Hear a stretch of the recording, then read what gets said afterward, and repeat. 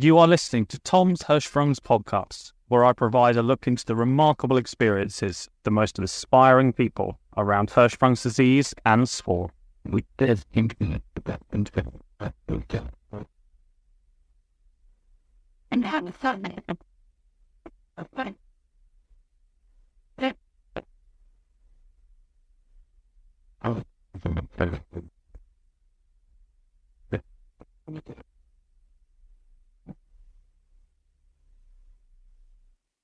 Hello and welcome to episode 11 of Hirschsprung's podcast. My guest this week is a lawyer or attorney, if you're American, is an Army veteran, a children's author, and a father to two children, one of which has Hirschsprung's disease. He promotes compassion, honesty, and problem solving in difficult challenges and fears. My guest is Jonathan. Welcome to the podcast. Well, thank you, Tom, for having me. It's great to be here. Thank you very much. I'd like to. There's a lot of your story that I'd love to get into and to chat about. Your time as an author, your time in the Army, why you chose to become an author. But I'd love to start with you as Jonathan, you as an individual, and your background to start with. So if you can give the listeners just a little bit on your background. Absolutely. Thank you for having me here today to talk about Hirschsprung's disease. And before I even knew what Hirschsprung's disease was, I was growing up in Wisconsin, and then I ended up joining the military. I went to a school, Texas A&M University, where I was part of a Corps of Cadet group, and I decided I should go to law school. And so as part of a deferment from the military, I went to law school in North Dakota. And after going and graduating, passing the bar exam, I became an attorney, a lawyer. I don't know if it's a barrister or solicitor, as it would be in England, but I ended up joining a group of individuals where we got stationed in Alaska. And I ended up deploying to Afghanistan. I became a prosecutor. I became a defense attorney. I did a number of different amazing things to help individuals, whether it be deployed or to help clients who were facing criminal action. And during this time, my lovely wife, Wendy, she was accompanying me the entire time, and she's also an attorney. And so what we ended up learning from the experience in the military was that there's always something going on in somebody else's life. So if you deploy to Afghanistan, for instance, you can see that life is, in some ways, people are struggling over there. If you represent clients who are in a court-martial, people are having very serious issues in their life, and they need somebody to represent them. And so all of those things kind of led me to want to write about some of these experiences. And then after I got out of the military, I ended up moving to North Dakota in Bismarck, and I work here as a prosecutor in Bismarck, North Dakota. And so my job now is to do criminal work, criminal law, but in my free time, in my personal capacity, I write books and write articles and write stories to try to help people overcome difficult circumstances. Just because throughout my life, I've seen people who pretty much everybody I've ever met is going through something, and it might not be visible, but it's something where I want to make sure to promote, talking about those issues, to helping individuals, helping people understand that we can each help each other get through the day to make everybody's day a little bit better. Fantastic. A couple of points to pick up on that. When going into the Army, I've known people that have gone into the British Army, and they've all gone in for different reasons. Whether sometimes it's more to go and help people, and mainly to help people. Sometimes they want to do it out of sort of patriotism. What was your reason for going to the Army?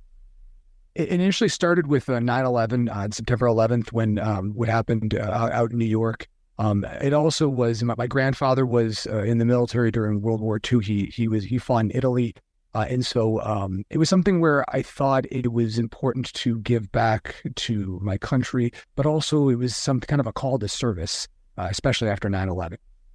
Fantastic. And did you still practice as a lawyer whilst being in the army, or did you sort of put that to one side?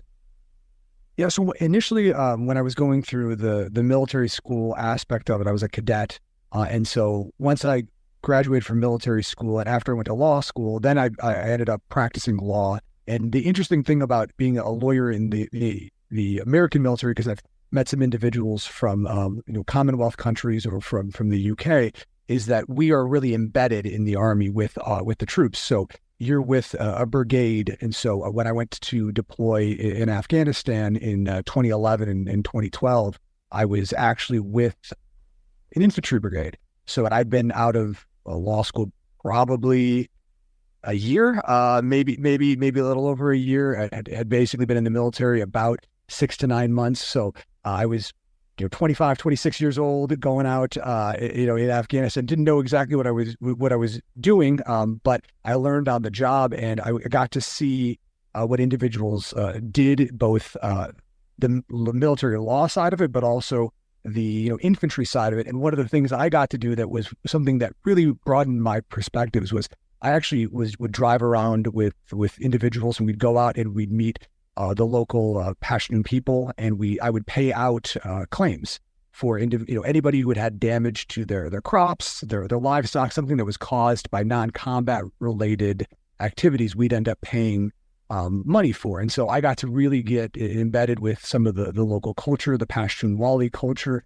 I got to really understand a different environment that I would never thought I would be able to do. Got to learn a little bit of Pashto and Pashtun. And so it was just a really great experience where I think joining the military allowed me to have understand a bigger picture, a greater perspective on life than had I not. That's fantastic. That's fascinating. And moving from that, you talk a lot about in your books about compassion and honesty. Is that sort of heightened, I guess, from your time in the military? I think it's partly the military did that, and also when my son was diagnosed with Hirschsprung's disease and he had his medical challenges and his surgeries. I think those two things came together, which is you see in the military what really the best part about being in the Army was the people that you served with. They all wanted to be there. They all volunteered. They all joined to help the soldier next to them, but also they wanted to do something bigger than themselves.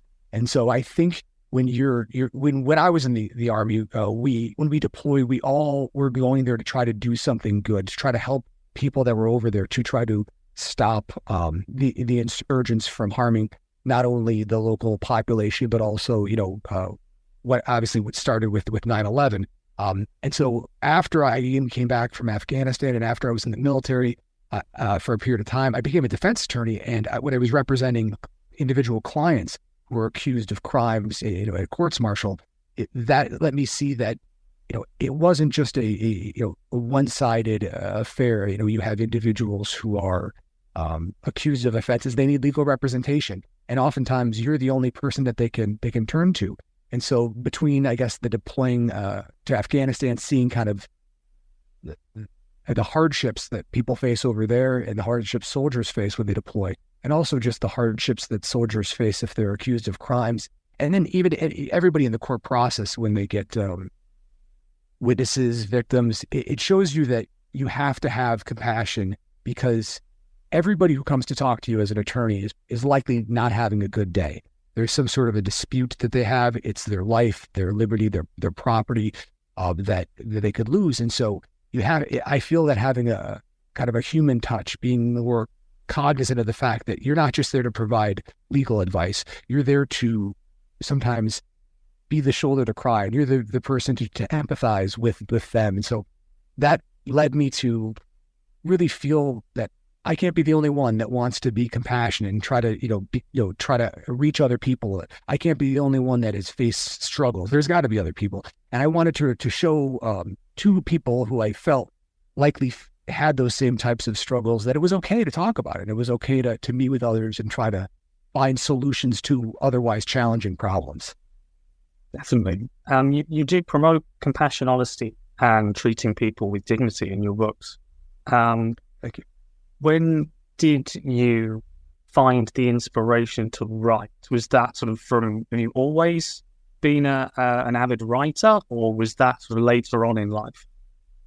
So yeah, that was something that came on relatively recently. So as lawyers, we write often, but what often happens is we write for work. So we don't actually write for fun.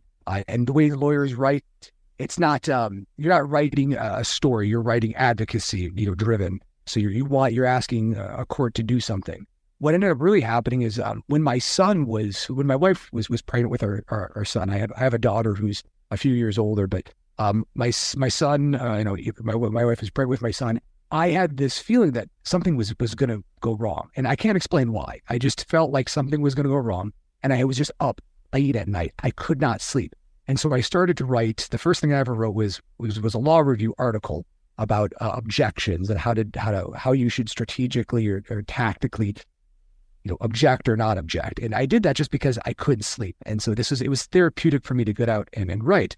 And then as happenstance, my son, when he came and it was born, it was a great experience because he came out and it was just, he had, 10 fingers, 10 toes. He was crying when he came out. Everything was just wonderful.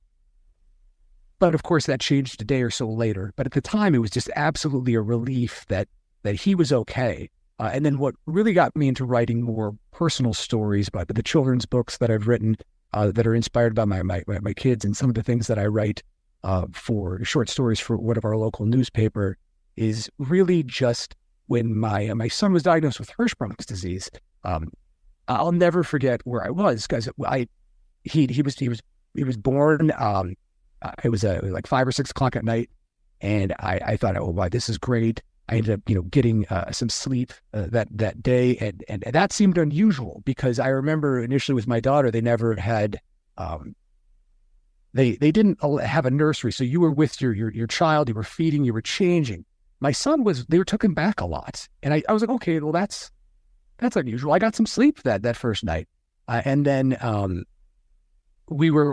remember he wasn't really eating, and I went to work, and I had I was meeting with some witnesses. And my mom had called me, and she was with my wife and my daughter at the hospital. And she says, you need to stop what you're doing. You got to get to the hospital right now. There's something wrong with Sheamus. They don't know what it is, but they're going to fly him. They're going to life flight him to Fargo, which is about 3 hours away from where I live in Bismarck, North Dakota. And I remember, wow, I just dropped everything. I went to the hospital, and they had him on all sorts of different, tubes and things. And they didn't know what was going on, but he was vomiting bile and all of these sorts of things. And so that's all to say that my son got to take his first plane ride when he was about a day or two old. And so he started earning his frequent flyer miles at that point. And so so I was with my son in a plane. We ended up flying to the Children's Hospital in Fargo. And we were going through all these x-rays, all these CT scans. And I remember he was in one of those crib type things where they can monitor him. I was just sitting next to him. And once they told me they didn't know what was going on, I just started to write. And I started to write about not so much just for me, but for my son. I was writing for perspective of he's going to be going to the hospital all the time. So I wrote the book Sheamus and the Horrors on the Hospital to try to be a guide for him. So when he would go to the hospital, it wouldn't be an issue of, I'm afraid to go. It would tell him, you're going to meet this person at the door. They're going to take you back. It's going to be okay. You're going to then go and you might get some shot, and that's going to be okay. I'm going to be with you the whole time. At the end of it, you and I are going to be together, and we're going to leave together. And so I wrote my first real story sitting next to my son as he was going through probably the hardest part of his life, and I guess the hardest part of our family's life up to that point. And so, yeah, that's what happened. Fantastic. And now that's a fascinating story again. And you said you write, but obviously you write in your stories for pleasure, and you said as well that it's therapeutic as well. Was that sort of one of the main reasons why you started writing in the hospital?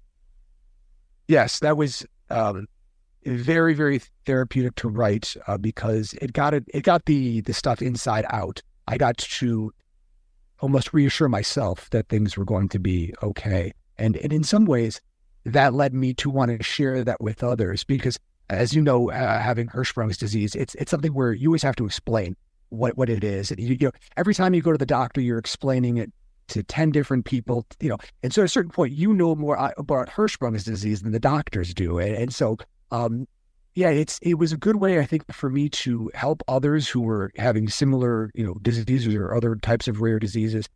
And it helped me also find a community. So it was therapeutic, not just to write it down, but in writing it and actually getting, publishing it and sending it out, I found other people who were going through similar struggles, so I could build a community with those people. And I think that's really where the therapy came in, was finding people that understood what you were going through and being there to listen and being there to help, and then reciprocating that to those people. Yeah, no, I definitely understand that that explaining Hirschsprung's side. I mean, I think I've managed to get it down to about a paragraph, but that's taken me about 30 years to get it down to a paragraph from several pages worth, trying to explain. But no, I definitely hear you with that one. So you also haven't just written Sheamus and the Horizontal Hospital. You've also written 2 other books as well. Where has your inspiration come from with, so let's say, take the second book, Reese and the Slumber Party? Yes. No, so Reese and the Silent Slumber Party, that is, I really appreciate you asking about that one because I have another child named Reese. My son Sheamus is our second child. So when, and I know you mentioned in a previous podcast, I believe you're the youngest of 4 children. There's 4 in your family, and Hirschsprung's, there's 1 in 4. My daughter, she does not have Hirschsprung's disease, but she has been really affected by my son's diagnosis of hospitalization. And so when my son did not sleep at all. He had a total colonic Hirschsprung's disease. So they actually removed his large intestine, his colon, after about 8 months of having it. He had an ileostomy bag for a period of time. And so during those times, the ileostomy bag, would leak, or we'd have to change it, or he would be having spells of vomiting. He wouldn't sleep. And so we had just a lot to do, whether it was that or, irrigations. And my daughter at the time was probably, 3 or 4, and she didn't understand what was going on. But what she knew was that we were spending a lot less time there. And I didn't understand at the time that they're siblings of the children who have diseases or special needs that require attention are sometimes referred to as glass children because you look right through them. And so my daughter came up to me, and I tried to spend time with her because my son never went to bed and my daughter had a bedtime. And so she was like, well, why do I have to go to bed if my brother never does? And she didn't, understand what was going on. So we ended up doing these things called silent slumber parties, where to get her to go to bed, I would spend a little bit of time with her, where we would have tea parties. We would do shadow puppets. I would, do little like dances with music. And so it would give her some time with me alone that I could show that I loved her. And so at a certain point, she asked me, she goes, you wrote this book for Sheamus that we read.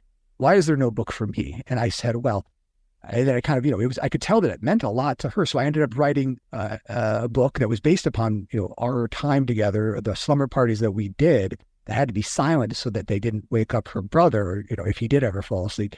So that was the inspiration for that. And it was mainly to help her understand that she was loved, even though we spent all this time with her brother who has this disease and it's kind of a silent disease at some points.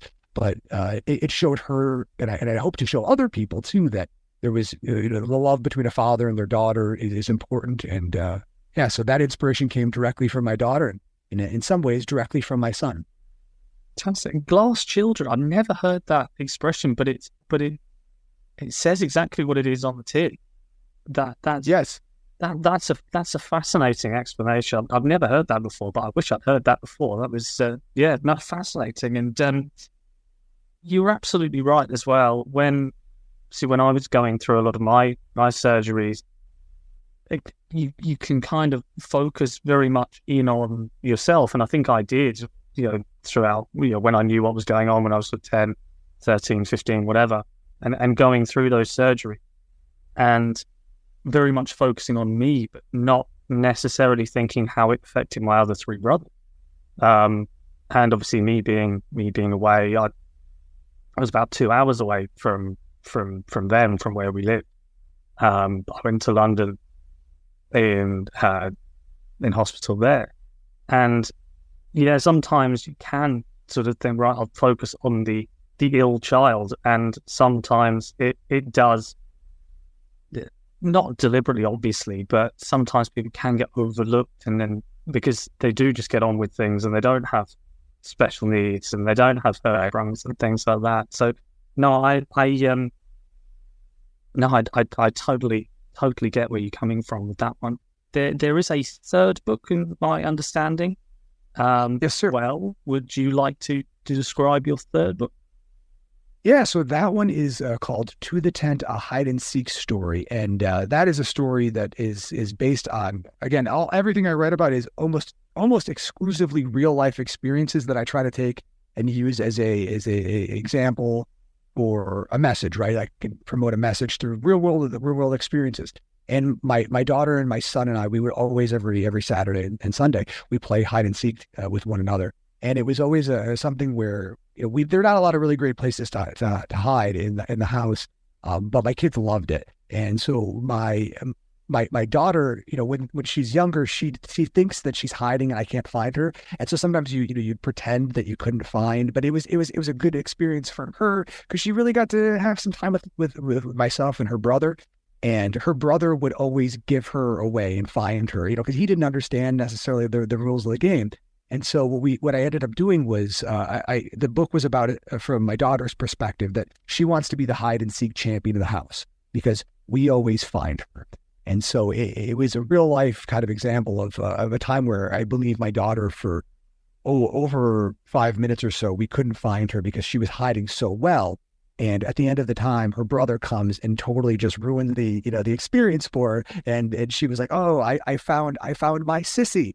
And it was a great experience because with my son and my daughter, my son has been in the hospital a lot, and he was in the hospital for about 3 to 4 months between late December last year or December 2020 and 2022, I should say, and in March of 2023.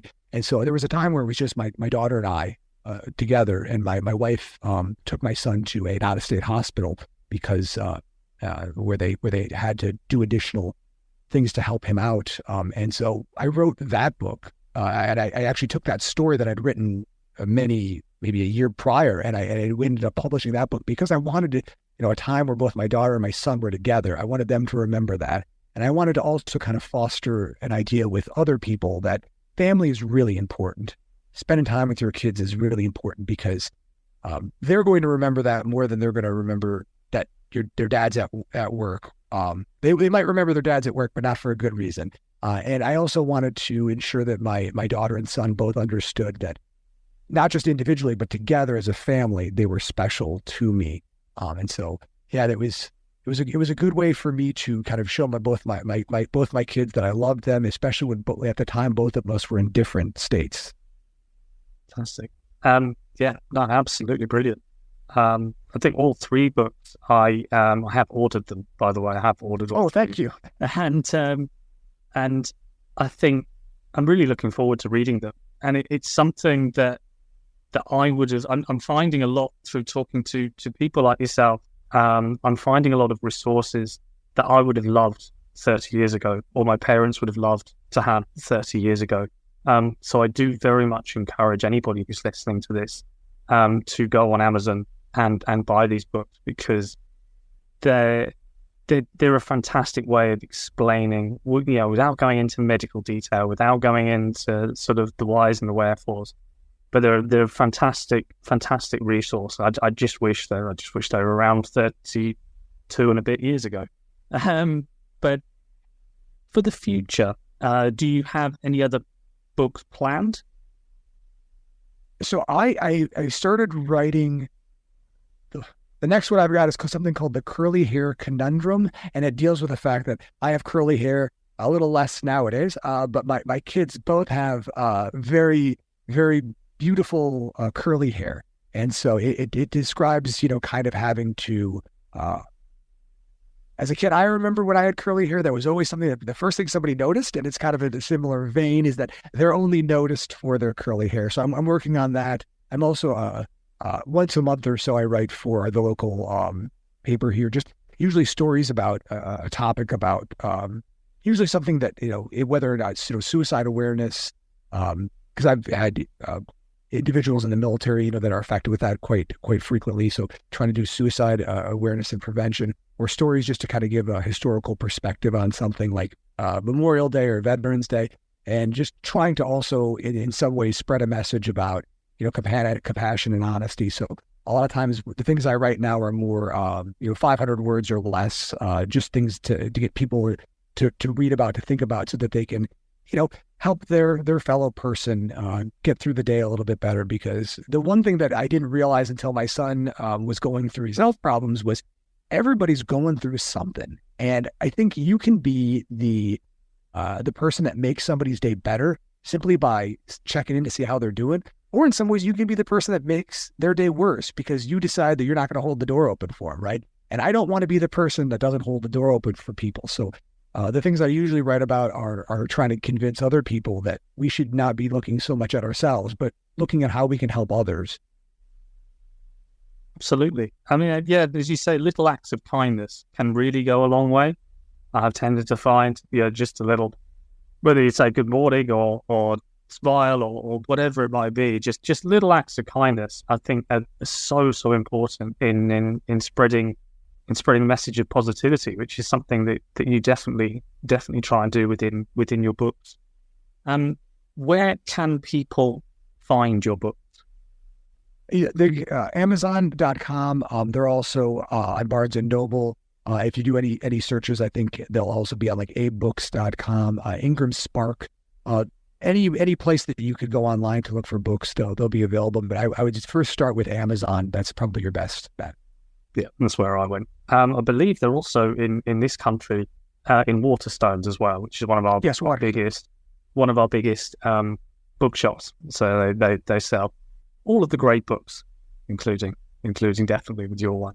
And if people want to know more about what you're doing and what you're up to, where can people find you? You can check out my website at oconicbooks.com. I'm also, I guess X now, used to be Twitter, Facebook, and Instagram. Yes, it's in some ways, it's always going to be Twitter, no matter if it's called X or not. But I'm on social media. You can find me at oconicbooks.com is probably the best way to find me. And oftentimes I'll include on Goodreads, if people are like to go to Goodreads for, I have a blog where I post some things about just my life with my kids, but also a lot of the stories I'll put in there for like legal publications or stuff I would submit to the newspaper. I'll include on that blog too. So if you check out Goodreads or my website, you can pretty much find anything you'd like to know about me. Well, it's been an absolute pleasure talking to you. Thank you ever so much for taking time out of your very busy day and being a lawyer and an author and everything else, and a father as well. So I really, really appreciate you taking your time out to come and speak with the podcast. No, thank you. It was an absolute pleasure. Tom, thank you very much for having me on your show. Brilliant. And best of luck with all of your future endeavors. I very much appreciate it. I hope you have a nice day. Take care. Okay. Bye-bye.